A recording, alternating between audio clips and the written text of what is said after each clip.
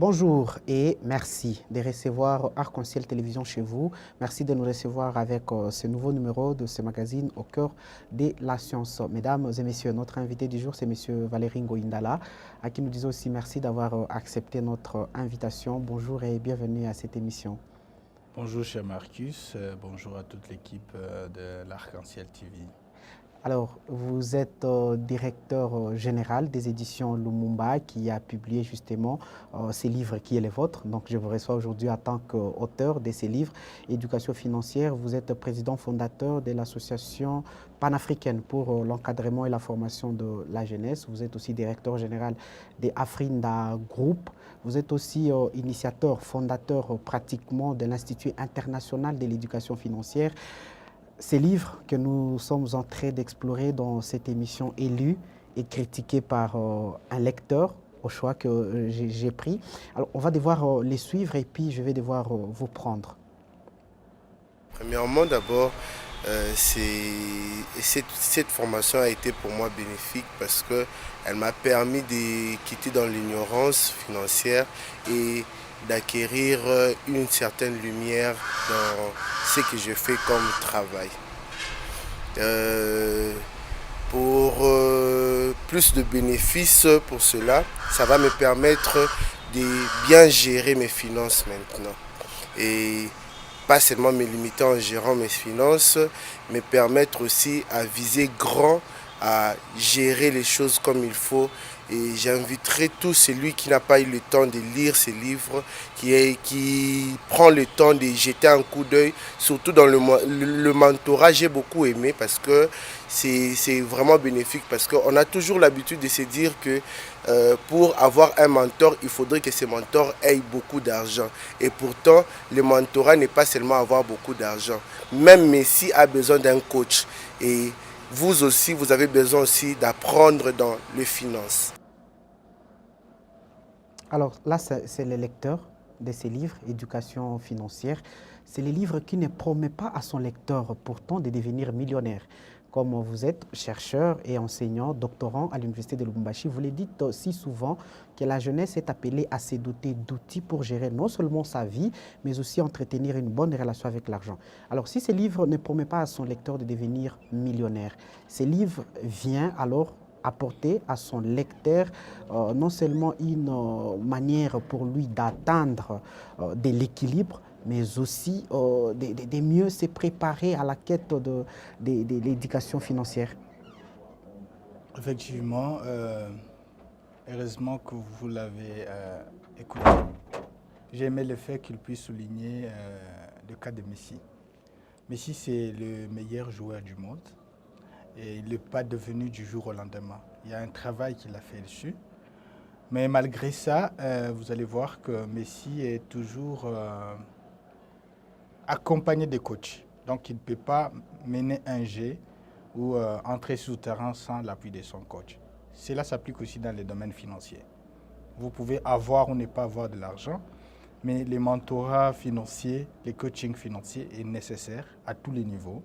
Et donc que vous soyez quelqu'un qui veut se lancer dans l'entrepreneuriat, que vous soyez un entrepreneur ou que vous soyez quelqu'un déjà qui a atteint un certain niveau de développement financier, et le mentorat est très nécessaire. Alors, ce livre vient couvrir toutes ces catégories de personnes en leur donnant les outils nécessaires pour savoir comment changer les paradigmes financiers, comment parvenir à gérer leurs finances et même à assurer la pérennisation de ces finances à court, à moyen, à long terme. Voilà l'essentiel de ces livres et dans lesquels, bien sûr, nous élaborons une approche originale, donc que nous appelons approche PPMEAP, qui veut dire tout simplement, en fait, l'approche aborde 4 piliers clés de l'éducation financière, dont le paradigme financier, la planification financière, les mentorats financiers ainsi que l'action pérennisation. Ce sont les 4 piliers fondamentaux, ou fondamentaux voulais-je dire, sur lesquels se focalise toute éducation financière de qualité. Et c'est une approche originale que nous avons élaborée pour seconder effectivement la communauté, que ce soit scientifiques, que ce soit les grands publics, que ce soit les futurs entrepreneurs, les entrepreneurs qui sont en train d'entreprendre, les agents dans les administrations publiques, etc. Bref, ce livre d'éducation financière est un livre qui s'adresse à tout le monde. Voilà. Alors, contrairement à plusieurs publications financières, vous dites que ces livres a une différence, a une démarcation, puisque plusieurs livres, plusieurs publications financières se focalisent sur la prospérité sous angle économique, mais par contre, ces livres viennent avec une idée exhaustive, c'est-à-dire il se veut d'abord comme un outil incontournable pour tous ceux qui veulent justement réussir dans une économie à perpétuelle évolution. Effectivement. Alors, dans la plupart des publications scientifiques, on constate qu'ils se basent sur l'unique aspect économique. Pourtant, si je vous demande, M. Marquis, combien de livres vous avez lus qui parlaient sur l'éducation financière, vous pouvez me dire autant de livres que vous avez lus, autant de vidéos de motivation que vous avez suivies. C'est bien beau parce que ça vous permet d'accumuler les connaissances. Mais il y a quelque chose qui vous bloque. La chose, c'est ce que nous appelons le paradigme financier. Je ne dis pas qu'il vous bloque vous, mais ça peut être le cas pour quelqu'un. Le paradigme financier, c'est l'ensemble de croyances, des attitudes, l'ensemble de comportements qui nous caractérisent face à notre relation avec l'argent. Alors, dans les livres, nous sommes en train d'évoquer le cas d'une certaine Vélena. Je ne vais pas l'évoquer ici pour ne pas perdre du temps, mais je voudrais souligner ici que notre manière de vivre, en fait, dans la famille, notre façon d'appréhender le monde dépend justement d'un certain nombre de facteurs qui ont impacté notre esprit. Et dans le domaine financier, on considère ces facteurs, c'est le paradigme financier. Donc, c'est l'ensemble des éléments qui ont façonné, c'est comme un logiciel, on peut le dire comme ça. Nous avons par exemple le Word, j'espère que vous utilisez l'ordinateur.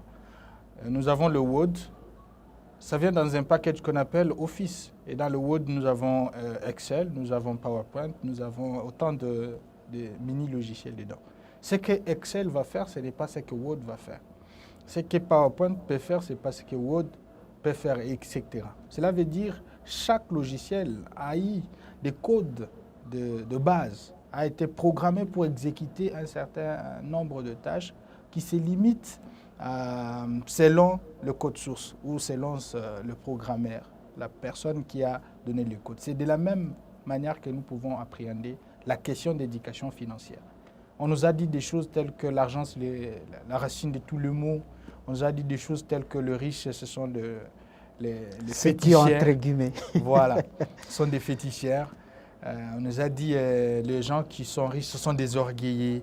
On nous a dit une femme ne peut pas rouler carrosse. Vous voyez, toutes ces choses-là qui entourent l'argent ont un impact sur notre esprit. C'est comme un logiciel. Et par conséquent, on a même peur d'entreprendre. Il y a même des choses telles que pour assurer sa sécurité à long terme, il faut travailler. Et généralement, on dit quand vous avez un numéro matricule, c'est tout. Donc, vous avez assuré votre survie jusqu'à la retraite. C'est bien beau, toutes ces choses-là, mais ce sont des choses qui nous ont limités. Voilà pourquoi vous voyez de jeunes aujourd'hui qui terminent l'université, qui ne savent pas par où commencer. Et toute la faute est rejetée sur le gouvernement. Toute la faute est rejetée sur la famille qui ne veut pas l'aider. Sur les amis, sur l'entourage. Vous trouvez des jeunes, j'attends les moments de Dieu. C'est Dieu qui bénit, ça c'est courant, surtout chez nous les chrétiens. Oui, le moment de Dieu est là, il accompagne tout le monde. Et même Dieu lui-même, dans la Bible, il nous dit qu'il ne travaille pas, ne mange pas. Il a dit à celui qui a, on ajoute, et celui qui n'en a pas, on notera même le peu qu'il a. C'est pour dire, les jeunes doivent changer le paradigme financier. Et ça, ce n'est pas un économiste qui viendra parler de cette question. Parce que les économistes vont vous dire, écoutez, pour gagner de l'argent, vous faites ceci, pour calculer l'argent, vous faites ceci, etc. C'est bien, mais il faut vous demander qu'est-ce qui est à la base, le code source même qui fait que les jeunes puissent demeurer dans le chômage. Ça, c'est ce que nous explorons dans ces livres sur les piliers paradigme financier.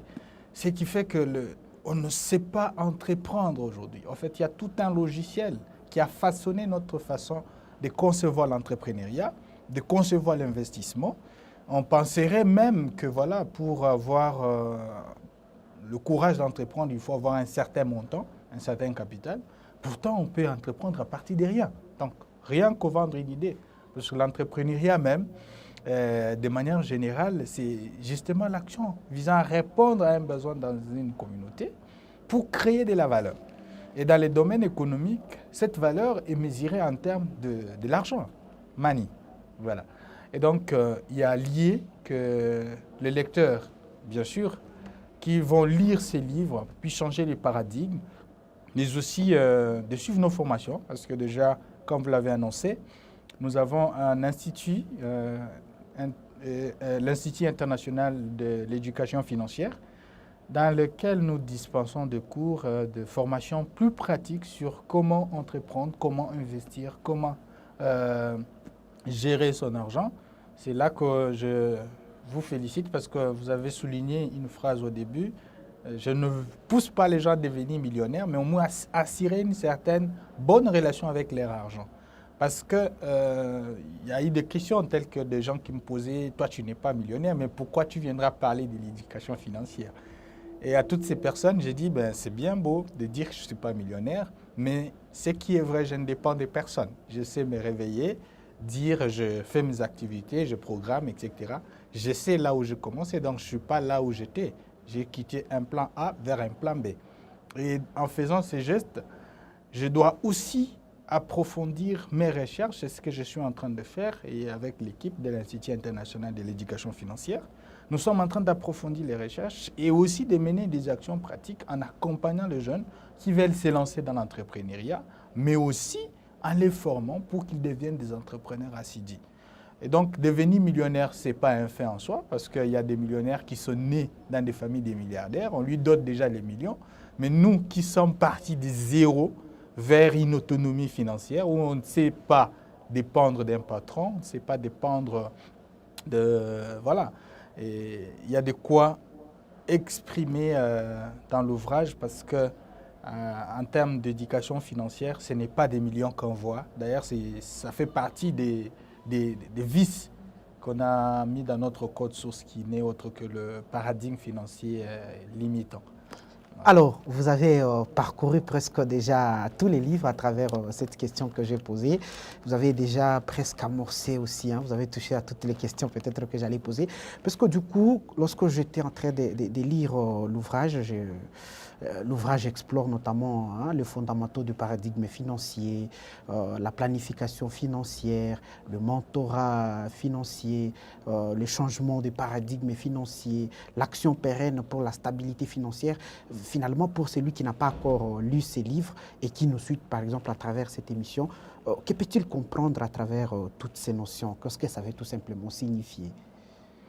Dans un premier temps, lorsque nous avons parlé du paradigme financier, je crois que c'est là que je me suis beaucoup attelé Oui, pour tout à fait. faire comprendre que la question de l'éducation financière n'est pas une question exclusivement réservée aux économistes ou aux financiers de manière générale, comme les gens penseraient. C'est plutôt une question très large et qui s'apprend tout au long de la vie. Que vous soyez jeune, enfant ou riche, l'éducation financière vous accompagne tout au long de votre vie. Et il faut maîtriser les bases telles que vous venez de les dire. Mais ici, ce n'est pas un cours que je vais donner, mais je donnerai quand même l'essentiel pour dire l'éducation financière en soi est basée sur 4 piliers, contrairement à tout ce que vous avez déjà entendu. Donc, vous serez d'accord avec moi. Le premier pilier, c'est effectivement le paradigme financier. Le paradigme financier, lorsque vous y travaillez, ça va vous aider à entretenir une bonne relation avec l'argent en changeant vos attitudes, en changeant vos croyances qui vous limitent face à l'argent. Vous comprenez un peu? Je donne un exemple. Aujourd'hui, la plupart des jeunes disent dans notre société, il n'y a pas du travail. D'accord. Mais ces jeunes-là, vous allez le voir chaque jour en train de s'acheter des mégabytes pour se connecter sur TikTok. Et vous allez voir comment ils sont habillés, des téléphones qu'ils utilisent, des téléphones $150, etc. Mais pourtant, dans le même pays, au marché, vous allez trouver une maman qui est en train de vendre le makala. Les makala pour 50 000 francs, mais qui est en train de sponsoriser toute une famille, y compris même des enfants à l'université. Mais c'est un jeune qui a un téléphone de $150 qui dit dans mon pays, le gouvernement ne soutient pas les jeunes. Il n'y a pas du boulot, il n'y a pas du travail. Alors, il faut aider ces jeunes-là à changer son paradigme, à lui dire, mais rien qu'avec le 100 que tu as là, rien qu'avec le 200 que tu as là, tu peux te faire un capital. Parce que la richesse ça ne se construit pas du jour au lendemain. Et pour ça, il faut que le jeune soit aussi flexible pour suivre nos formations ou lire les ouvrages tels que celui que vous avez entre vos mains. Mais les jeunes, ils sont limités. Ils croient déjà qu'il y a un Dieu qui va les bénir demain. Pendant qu'ils sont en train de vieillir ou de grandir, ils pensent encore à un miracle, à un financement, parce que la plupart des jeunes, quand ils créent les ONG, déjà dans leur tête, ils pensent financement extérieur. Et ils pensent déjà comment ils peuvent collaborer avec tel ou tel politicien pour qu'ils puissent, voilà. Là, c'est un aspect que je suis en train de développer dans l'entrepreneuriat politique. Comment le jeune arrive à s'insérer dans la sphère politique au travers de certaines structures, soi-disant ONG. Et donc, au niveau de paradigme financier, je suis en train d'explorer la question des changements de mentalité de manière globale. Bref, comment entretenir une bonne relation avec l'argent. Et après, il vient maintenant la question de la planification financière. Comment planifier les budgets? Comment on peut planifier même la manière d'investir à court, à moyen, à long terme? Comment on peut planifier même une activité entrepreneuriale à court, à moyen, à long terme? Parce que ce qui fait que beaucoup tombent en faillite, il a commencé, après un certain temps, il tombe, c'est la mauvaise planification. Et là, je suis en train d'y développer des outils très importants que beaucoup de financiers, y compris les économistes, utilisent, mais aussi les notions relatives à la gestion de projets qui sont très importantes dans les domaines financiers. Et au-delà de la planification, vient maintenant le mentorat. Les mentorats financiers, c'est très important parce que vous allez les sentir. Voir un modèle. Un modèle, effectivement. À suivre. À suivre, mais aussi quelqu'un qui peut vous coacher. Ouais. Le modèle, oui, mais je ne vais pas ici me limiter au niveau du modèle parce que ça limite. Les modèles à suivre, ça peut être une personne qui n'est pas au même niveau que vous, mais qui a une bonne relation avec l'argent. Vous comprenez un peu? J'ai donné l'exemple d'un enfant d'un milliardaire qui est né dans Il est né déjà dans cette famille. Voilà. Ouais. On lui donne des milliards et vous allez suivre cette personne pour vous donner quel conseil. Et quelqu'un qui s'est commencé avec une chèvre, voilà, avec 50 000 une francs, chèvre avec comme $200. Ricardo Kanyama, très Ouais. bien, qui a dû batailler pour devenir millionnaire. Et vous allez suivre qui?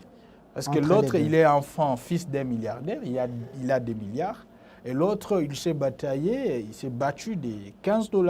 Je parle de M. Ricardo, à qui je dis salutations. Bien sûr, j'aurais voulu qu'il puisse préfacer mon ouvrage, mais il a pris du temps. Alors, et puis après ça, il y a l'action pérenne pour la stabilité financière. À travers l'Association panafricaine pour l'encadrement et la formation de la jeunesse, vous avez déjà encadré plus de 2500 jeunes à travers l'Afrique. Aujourd'hui, avec vous, on a l'Institut international pour l'éducation financière, on a Afrinda Group, on a la maison d'édition Lumumba. Et lorsque vous avez justement publié cet ouvrage, vous vous êtes dit que c'est un cours, c'est un modèle pratique de la vie qui ne peut pas rester que sur le plan ou sur le base théorique. Alors vous avez eu à former les jeunes sur ces livres qui ont bien sûr de l'aspiration. On va d'abord suivre leurs réactions, ces participants, après cette formation que vous leur avez donnée sur les richesses que vous avez justement énumérées dans ces livres éducation financière. Je m'appelle M. Kalunga Chako Ligue, merci. Je suis un économiste monétariste et chercheur à l'université de Lubumbashi. À l'issue de la formation, j'ai appris beaucoup de choses que j'ignorais en matière de l'entrepreneuriat et de l'éducation financière.